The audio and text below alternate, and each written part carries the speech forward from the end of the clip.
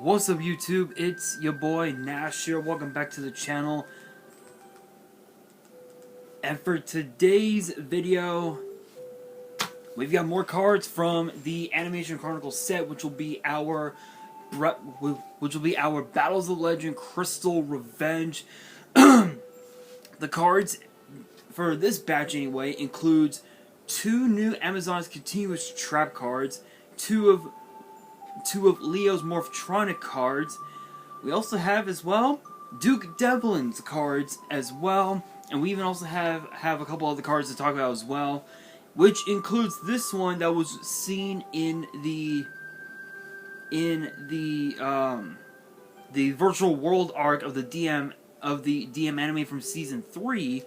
It is known as Clockwork Knight. If you guys have never seen this card before, did not watch that duel of the anime, this goes into season 3, where Kaiba and Mokuba's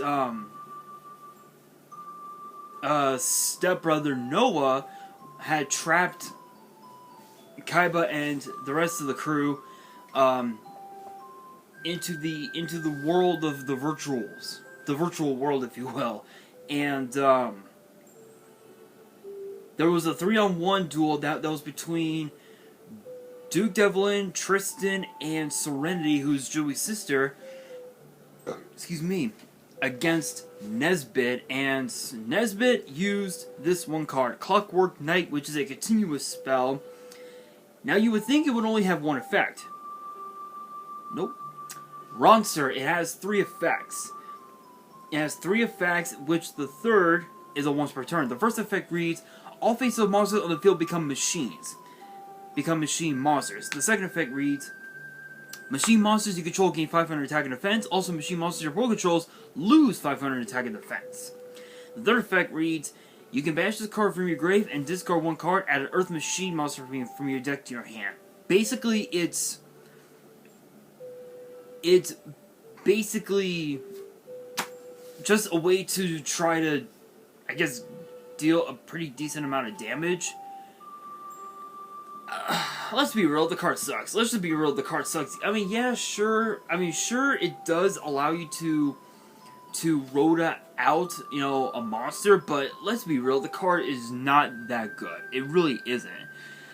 It's printed mainly for the nostalgia factor. But that being said, the next card that I'm going to be talking about for this video is Performer Pal Odd Eyes Seer. This was,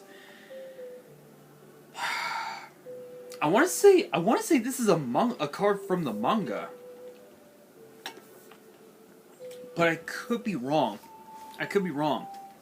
But Odd Eyes Seer is a 6-star dark spellcaster pendulum with 100 attack and 1800 defense, and its pendulum skill is 1. The pendulum effect, the effect for, I can't speak. I need words. The pendulum effect is a once per turn, which reads, you can target 1 Performer Pal or Odd Eyes card in your grave, add it to your hand, and destroy this card. That's it. It's Graveyard Rhoda. Search this out. Search this out, and an Odd Eyes card or a Performer Pal card, depending on what you want to go for. Plain simple. There's really a lot of these cards, you know, such as Clockwork Knight, such as the Odd Eyes Seer. They're mainly in here for the nostalgia, but looking at Clockwork Knight, it works with Earth machines, which can work actually funny enough work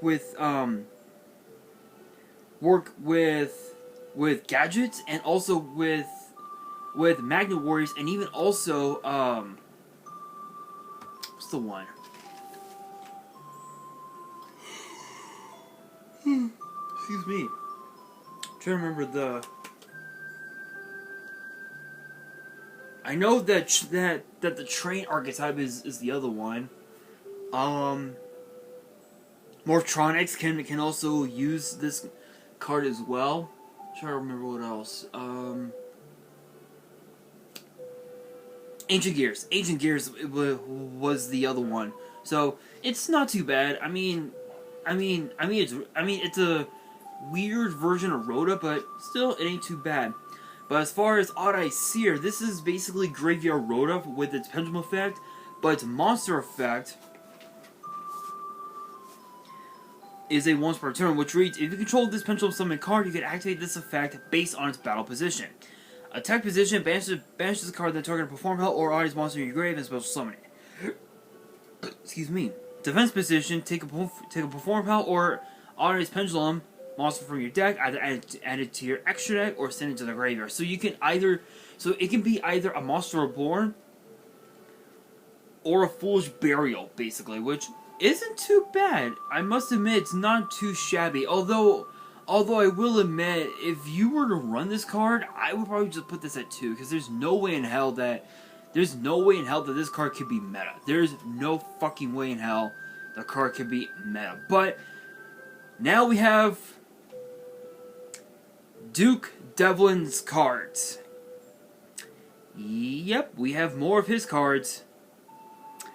Dimension the Dice. Anyway, if you guys do not know that reference, y'all missed out on the end of season 1. Anyway, these two cards were released, were seen in the anime during season 3. And I have to admit, it's interesting. It was interesting. This is going with Clockwork Knight. As I said, it was Duke, Serenity, and Tristan against Nesbit, and these two cards Duke used. Duke used on Nesbit, and he ended up taking Tristan's body, basically.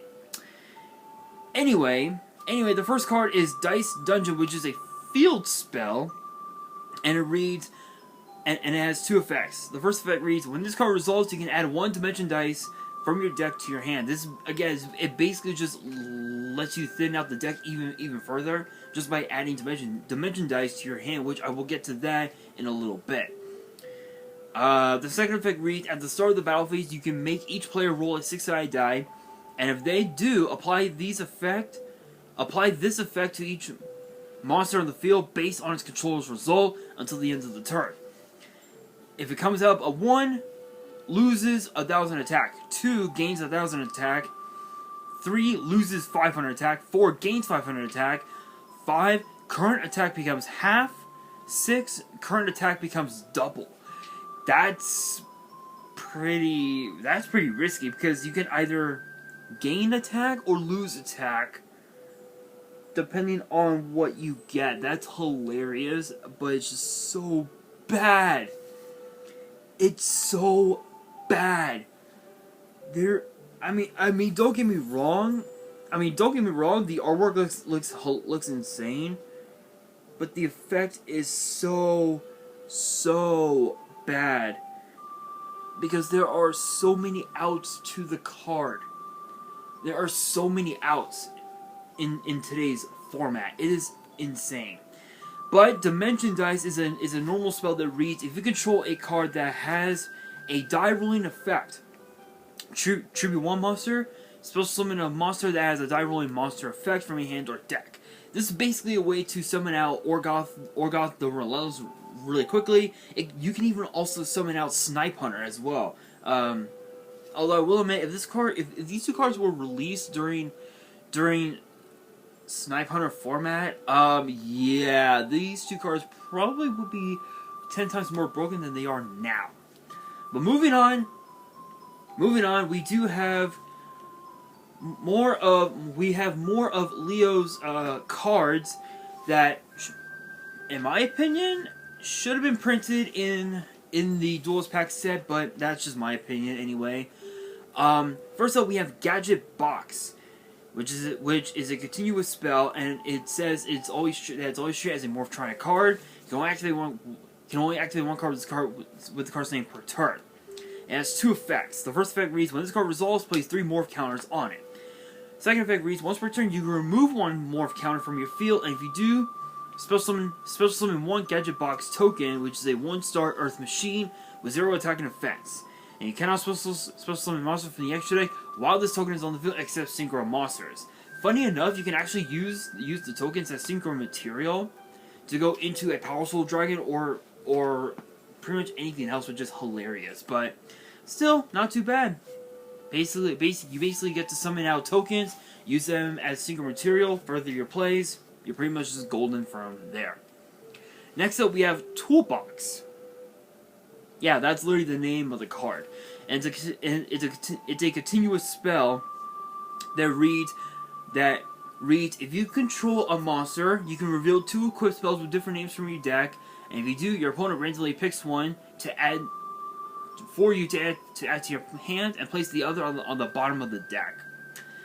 This is basically a half version of Power Soul Dragon, which isn't too bad because if you paired this off with Power Soul Dragon, that's what, 5 equipped spells. I mean, that's not too shabby. That's not too shabby. You're basically able to just give Power Soul Dragon a bit of a beefy power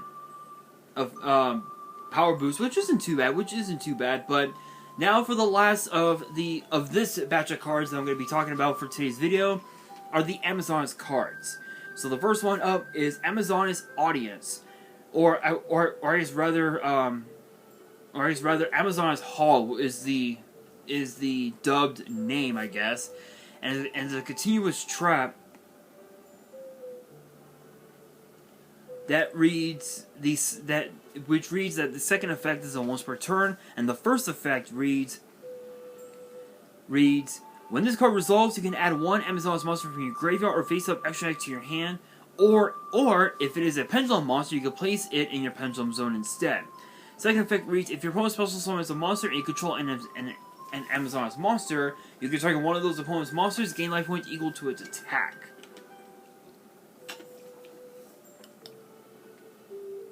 Yeah, it's I don't know why Amazoness never became meta.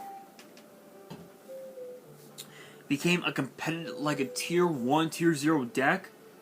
But with a card like that, it's a possibility, you know. It's a possibility, but we will see once this set does come out.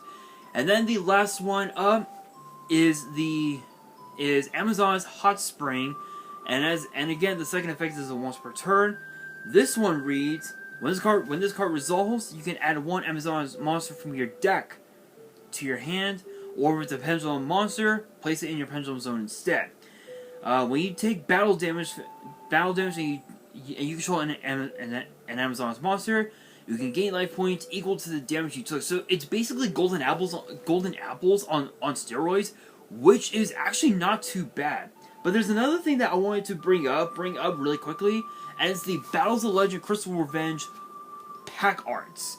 So apparently the pack arts, there are going to be 5 of them. There's going to be 5 of them, and if you guys did not realize the name Crystal Revenge, yeah, we are getting the Advanced Crystal Beasts. But I'll be talking about that in a future video. I might talk about that on Tuesday or something like that. But the pack arts are based on the finally released Advanced Crystal Beast. So you have an Amethyst Cat pack art, a Ruby Carbuncle pack art, Topaz Tiger, Emerald Turtle, and Amber Mammoth. I'm surprised that Cobalt or that neither Cobalt nor Sapphire were end up becoming the pack arts of the set, but that's just my opinion. That's just my opinion anyway. But honestly, I'm actually excited. I can't wait for this set to come out. As far as when, I think we're supposed to be getting it sometime in September, if I remember correctly. So I'm actually excited. I can't wait for it. But that brings me to the question of the day, which is this. With the next Animation Chronicle set for next year's Animation Chronicle set, what archetypes, what unseen archetypes do you guys want to see get printed? Let me know down in the comments below, and that will do it for today's video. Hopefully you guys enjoyed. If you did, make sure you guys smash the thumbs up button. And if you guys are new to the channel and you guys want to see more Yu-Gi-Oh news videos in the future, which typically get posted on Tuesdays, sometimes on weekends, make sure you guys subscribe to the channel and hit that notification bell so you guys do not miss out on any new content that comes your way. And if you guys, and also too, make sure you guys follow me on Twitter and on Instagram. Sorry guys, I blanked for a second. Anyway, make sure you guys follow me on my social media. The links will be in the description below. And if you guys have any family you guys want to send me, and you guys want me to open it up on the channel, all the info will be in the description as well. And on that, this is your boy Nash, signing out.